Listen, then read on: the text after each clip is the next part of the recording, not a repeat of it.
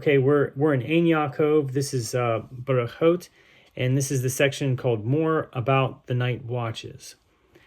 Our rabbis have taught the night is divided into 4 watches. So says Rebbe. Rabbi Nathan says there are only 3. What is Rabbi Nathan's reason? Because it says Gideon and the 100 men with him arrived at the outposts of the camp at the beginning of the middle watch. Judges 7:19. And we have learned that the term tichona, middle, can only be used if something precedes and something follows it.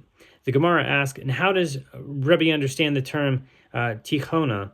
The Gemara answers, he holds that tichona means in the middle of one of the middle ones. Rabbi Nathan argues it does not say one of the middle ones, it says the middle. The Gemara asks, what is Rebbe's reason for stating that the night has 4 watches?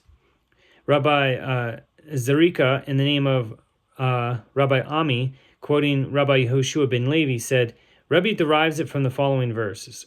One verse says, I wake up at midnight to praise you for your just rules, Psalms 119:62. Another verse says, my eyes precede the watches of the night, Psalms 119:148, meaning I am up even before the watches of the night are over. How is it possible that he woke up at midnight and still had 2 watches ahead of him, since the plural watches means at least 2?